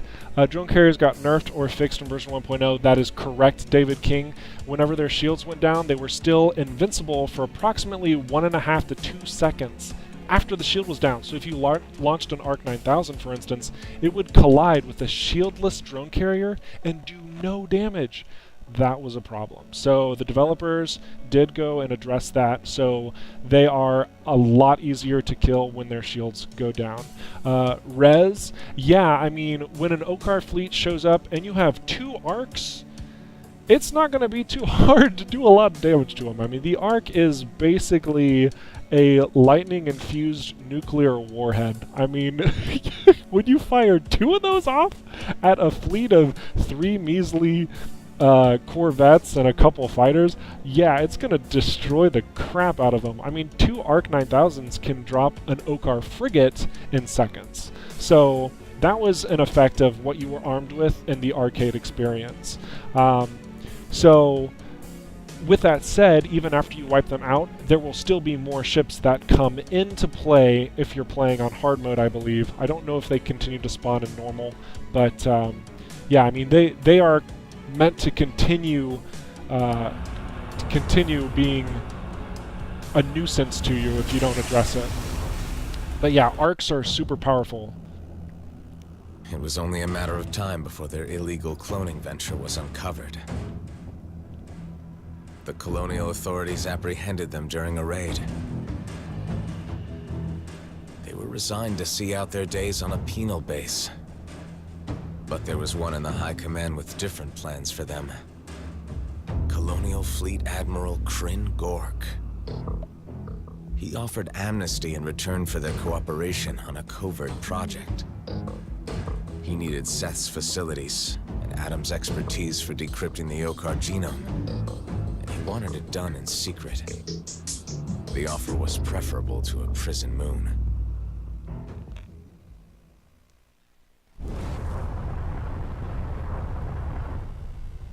Another vision. Maybe more clues. There was a high-ranking colonial commander. Do you recall the name? He was an admiral, by the name of Gork. Yes. Kryn Gork is a rather powerful figure in the fleet. Okay, so the plot thickens. Alright, so addressing the ARC 9000s, when you're able to craft them, yes, they are a force to be reckoned with, and typically the more difficult things become somewhat easy. I will definitely agree with that. Though keep in mind, at any given point in the game, how many Arc 9000s can you craft? Because if it's before Sector 2, I bet the answer is maybe 1. If it's before Sector 4, it might be 2. If it's before Sector 7, it might be 3 and it might be 4, but still, like, you can't craft a ton of them. And that's balanced in that sense, because you're not meant to craft a ton of them, because you would be completely broken. In fact, one of the changes in version 1.0 was that you can only hold 1 arc in a slot at a time, so you can't hold 2 arcs in a single slot, making them a little harder to hang on to. So, I also want to mention, I don't want it to sound like I'm like shunning you guys or saying, oh, you're wrong. That is not how I do things. I am really enjoying the conversations that we're having here. I think that there's some really good conversation. I love the thoughts that you're presenting to the table. This is a great space to do that. So thank you for being here. Thank you for engaging in the chat and just sharing your thoughts sincerely. It is really, really appreciated.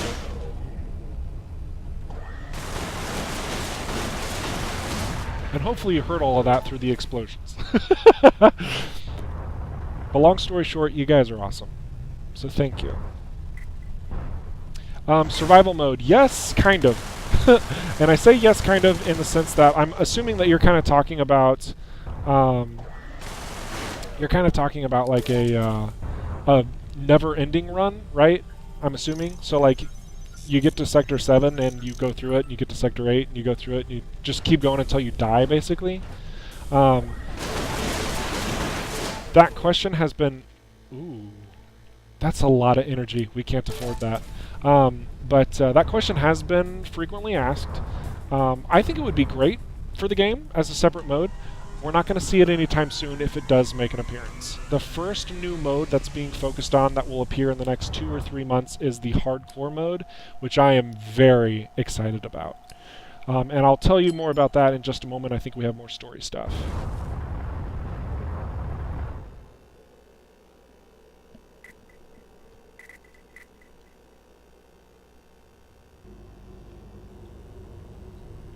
Hey, what's going on?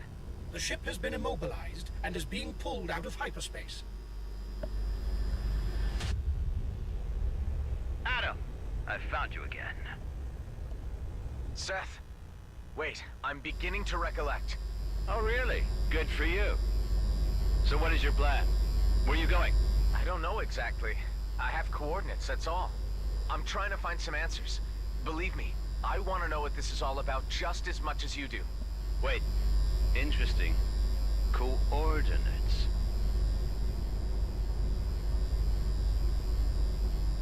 I knew it. You're a clone. I'm talking to a meatbag. Oh, Adam, what have you done?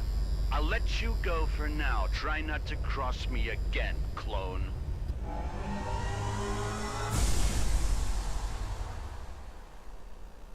Well, that was a bizarre conversation. What does it mean? It appears that you have some history with this individual. Perhaps there is some unfinished business. But we have our mission to fulfill. Shall we carry on, or theorize endlessly? What's over there? A shock rifle? I didn't know you could collect stuff in this area. I just found out a thing. But we don't want it. We're sticking with our pulse laser Gatling combo because it's cheap and effective.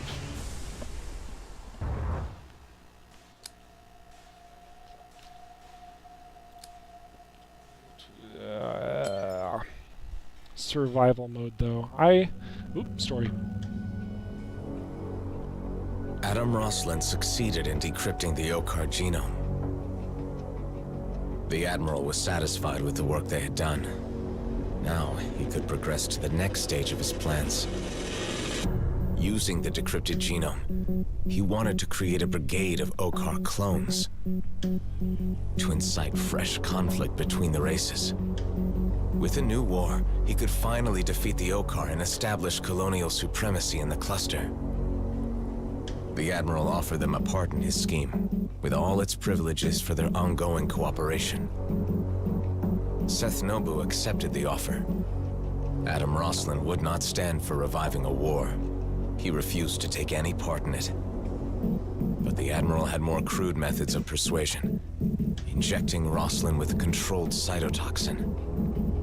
Roslin was given no choice but to comply. Nobu made no objection. His interests were clear.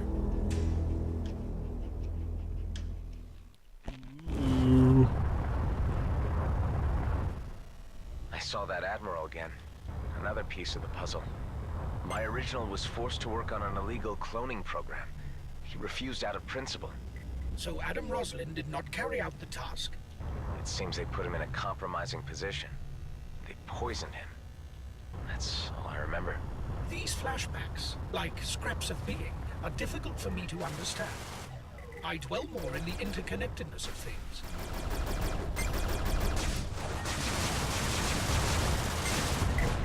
I'm taking fire, but I can't see the source.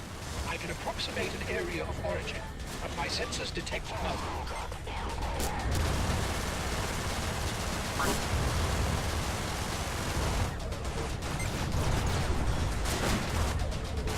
Alright. I think we're gonna have to do that. I know that seems kind of like a waste, but it was important to do to survive. Kind of unfortunate, but necessary.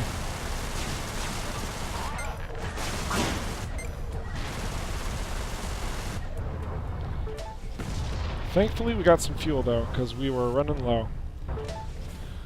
Okay.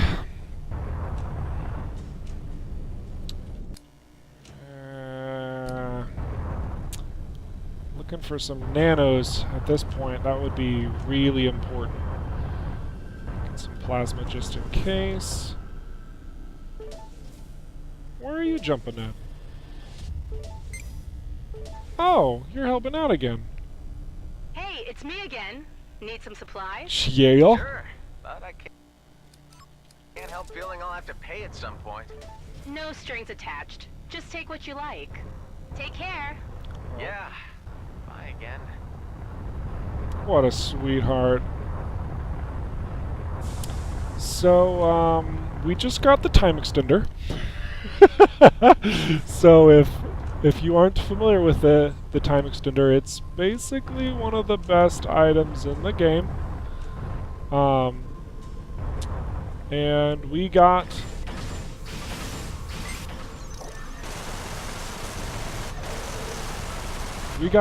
Mark III of it, which is amazing.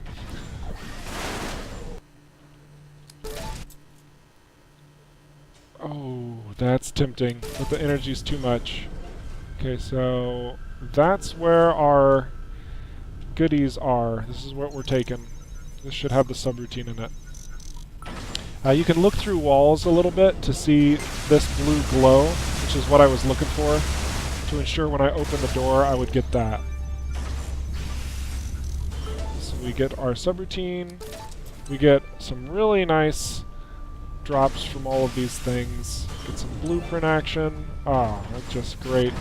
I love colonial derelicts. They're nice. And now we're just going to move on. We're running out of time. I want to see if we can get through the rest of the story. And now with the time extender, I'm... Oops. Nope, that's in the ship. Sorry. With the time extender, I'm fairly confident that we can do this.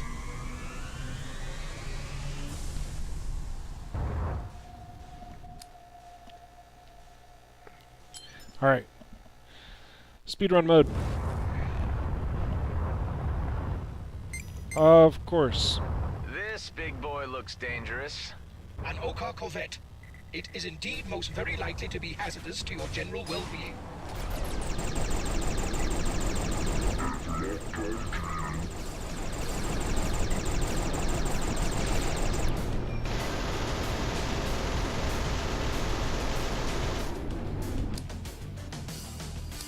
Why not? We really need energy, though.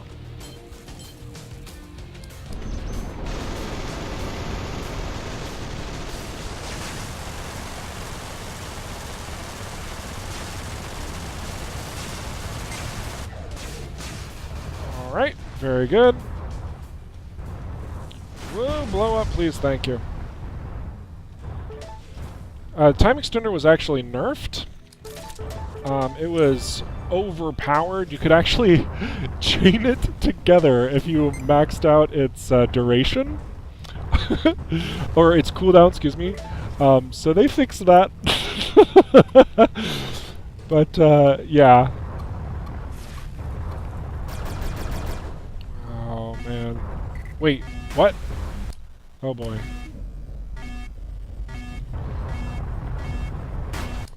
Okay. This is... this is not good in the slightest. Okay, we're away. That could have been a hilariously bad end for us. Okay, so now that we got nanobots, communication hub hack, even though we can now see where the goodies are at here, I think we're going to have to just jump away. Well, there's... yeah, there's a lot of people here. Yeah, we're just gonna have to move along. Make things a little easier.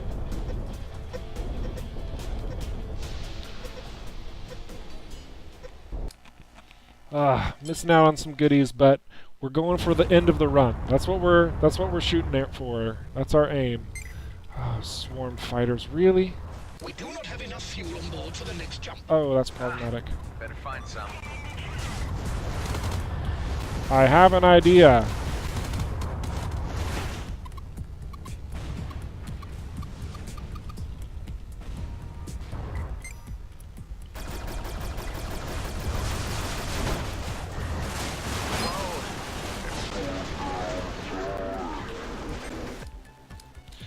Ooh.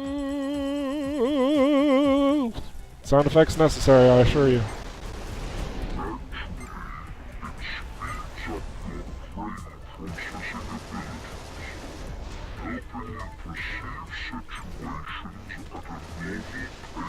More like, well, mine. I can get used to this.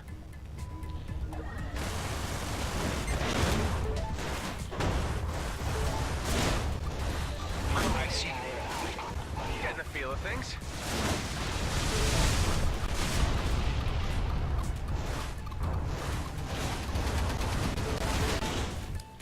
Alright, we need some more energy.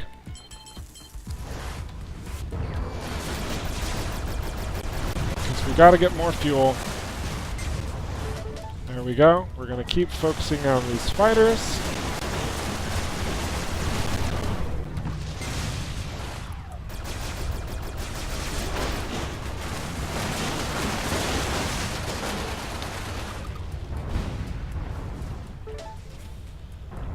Alright.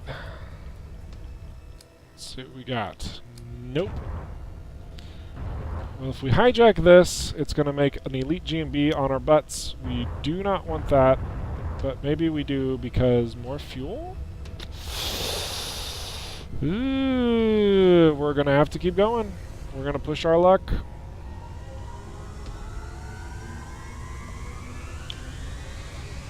We are playing a dangerous game right now with low fuel.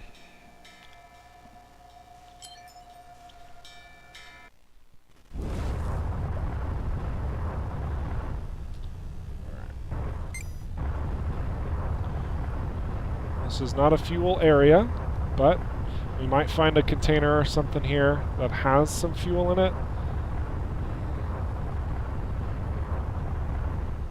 So here's hoping we come across something of that nature.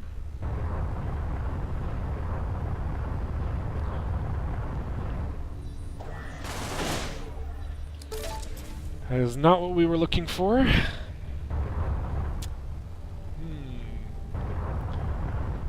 Now, since it is a jump gate, we don't have to spend fuel here, so we can still get through to the next area. But getting stuck... oh, there's a freighter wreck. That's perfect. Getting stuck in Sector 6 is the last thing you ever want forever. So hopefully we can pick up some fuel here. That would just be great, game. It's a little bit of fuel. No big deal. Now, the reason why I'm stopped right now is because your energy regenerates at twice the speed.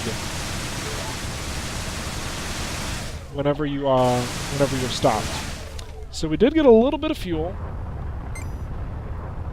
So that was good. We're gonna have to try and take out this base. Oh man. Okay. No, no, no, don't go after me, go after them! No! Oh! Oh, danger! Okay.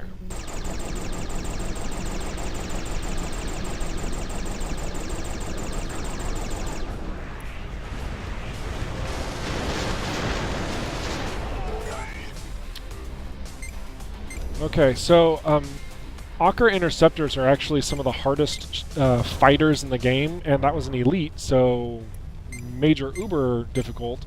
Thankfully, we didn't get destroyed. Oh no, anti-missile drones. Okay. Fuel! We're going in.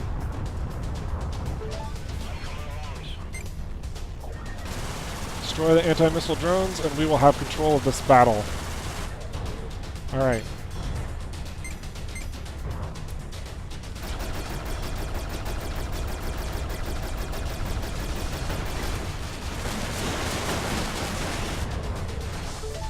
More fuel. This is great. This is good. Good things are happening here.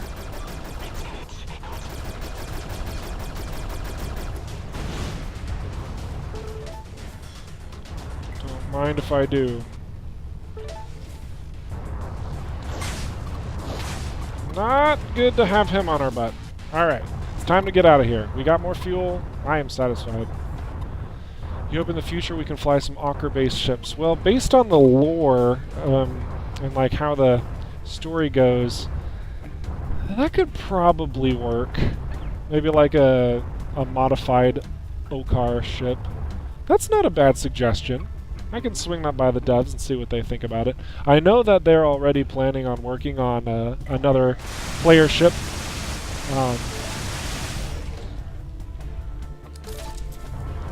But I don't know the details. I know that they're creating some new NPCs for the future, as well as a new story mode to add a little bit more depth and detail to the world, the rich world that they've created. Story mode. Story time. Betrayed by Seth Nobu, Adam Roslin worked under guard in his captor's laboratory. The cytotoxin was killing him slowly. The Admiral held the antidote. Roslin's only options were work or die. But he devised his own solution to the problem. Copying all incriminating data and destroying the research, he made his move. He needed to find a cure. So he fled to somewhere he had worked before. A secret lab in the demilitarized zone.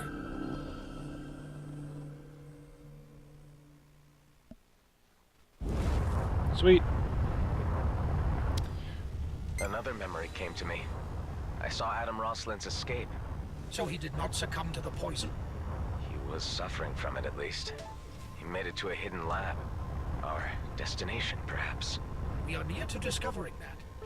The coordinates point to a system only one sector away. The whole story's within our reach.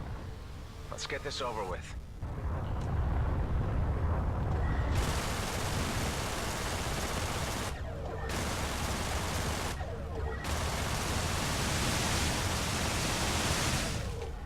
I will take a sensor drone. That is wonderful. I think we're also going to jack some fuel from What's this mining outfit GMB. I'm registering? Grady and Oh, Brandt perfect. prospects. They're going to be distracted Corporate too. Beowulf and sole legitimate operator in the demilitarized zone. Their monopoly has ensured unchecked expansion. You will encounter their jump gates and mining drones frequently.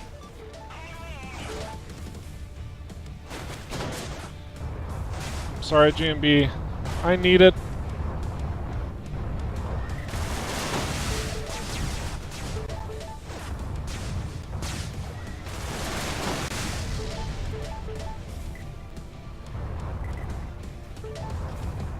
Okay, now we really need to find that jump suppressor, though.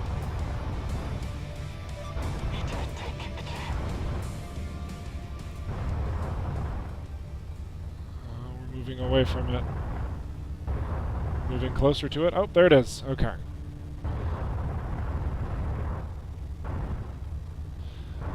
David King, the question marks is not actually about the ship, it's about the person, which is, it's given in the storyline. So, yeah.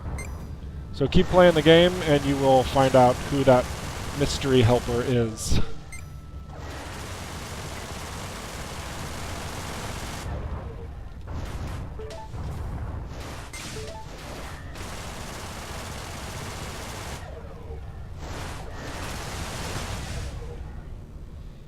Okay.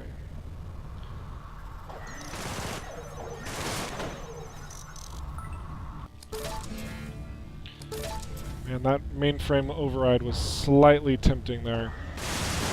Any fuel? No. Any fuel? Nope. Alright. Time to move on. Speeding through. Oh.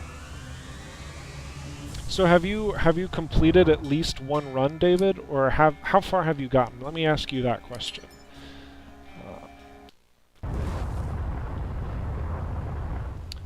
A Another jump suppressor is jump active nearby. suppressor. That's not good. Well, do something about it. Find it and disable it. The higher the signal strength, the closer you are. And there's gray goo in this area too. Oh my goodness. There's fuel.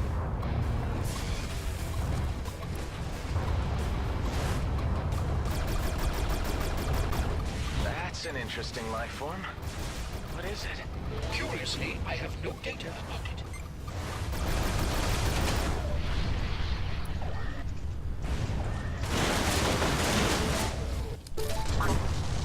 What?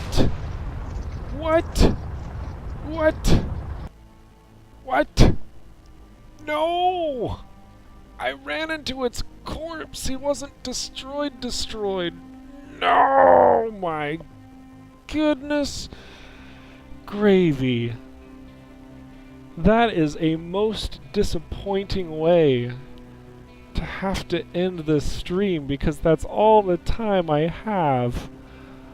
Oh my goodness. What happened to sensor probes? That is a somewhat decent conversation to have, but long story short, it was a necessary removal to add the proper exploration into the game.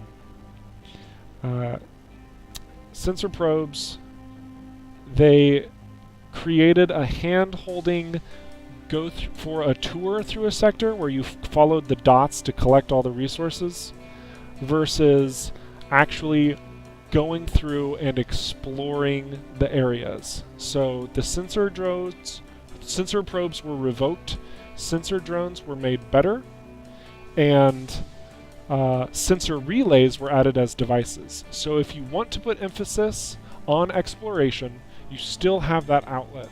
And I implore you to go that direction because it's a powerful way to go. I am I am not satisfied right now. I want to play again, and it's I'm so upset because my stream is over.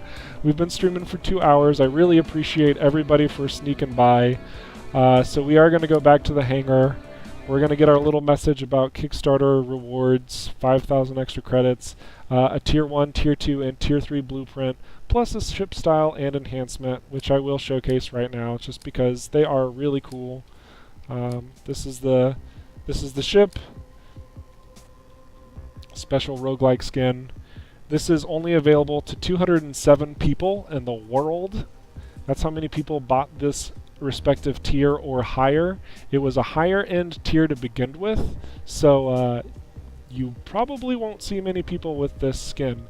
It also does work on all of the other ships. I'm just going to pop both of these right now, have a look at it. I really like the way this looks. But yeah, so beautiful designs for these ships. I have a feeling, wink wink nudge nudge, that more custom skins are coming, so if you're like, I want a custom skin, that will be an opportunity. I don't know if it will be paid DLC or free. There are plans for both, so Please know that in advance. Also, in regards to the enhancements, this is the bonus enhancement. Reduces enemy sensor range by 10. Again, this is only available to Kickstarter backers of the respective tier, which is the same tier of the skin, so only 207 people will have this, plus quality assurance testers as well as developers, of course, but there you go. So, yeah, those are things that you will never see again. Unless you keep coming by my streams. Like, subscribe, hang out, it's fun. Anyway, but I am really glad that they are keeping the exclusives exclusives. There are so many times when developers are like, oh hey, we're going to make this exclusive thing, and then 5 months or 4 months later they're like, oh, you know what, we're going to let everybody buy this, and then everybody who got it exclusively is like, what the heck, man? That's not what the developers are doing here. They are respecting the space that is Kickstarter. So these are super exclusives, but more is coming. Nothing is game-breaking about the Kickstarter exclusives. They're just giving people who bought in a little bit to pay that back. You know, pay forward. There we go. Anyway, I want to say thank you so much to everybody here. We've had Jack Sharpscribe, we've had Derek Young, we have Isaiah Davis, Sarah Chick's been with us for a while, Floyd Scorpion, Fantar Zero, Indy Bob, Res Instance. I'm probably missing another person or two. David King. Thank you all so much for swinging by. King Midas, all Nearasat Music. You all have been great just swinging by, having a conversation in chat. This has been such a great time together. So I'm going to kill the music, make it just a little bit easier to say my goodbyes. Do I know if sensor drones and relays stack? Yes, they do. They are multiplicative. They are not, they're additive. They're not multiplicative. So the absolute max total you can get on any given ship at any time is 420%, because the base percentage for the ship is 100. The sensor drone is plus 200. The reason for that is because it can be destroyed, so you can lose that bonus. And then the sensor relays are 40%, 80%, and 120% based on the 3 marks. So again, the maximum you could absolutely have is 420%. It's pretty awesome. Oh, unless you're a scout, in which case the scout starts with plus 33% bonus, so you could actually get up to 453%. But wait, there's more. You can upgrade that another 20% through the scout-specific ship perks, so you could have 473% bonus to your sensors. That is almost 500% bonus. You're basically a sensor probe. You are flying around as a sensor probe. It's crazy. So again, thank you all so much for being here. I hope to see you in another future video or stream. I would love to have more conversations with you. There's a link to my Discord in the description below. Join it. Talk with me all through the week. I don't really talk too much on the weekends, I won't lie, but through the course of the week, I just like talking. I want to get to know you. Let's have a relationship. Like, seriously, it's awesome stuff. So, I am blabbing so much. Again, thank you for being here. I've really enjoyed this time together. I will talk to you all later. Toodles!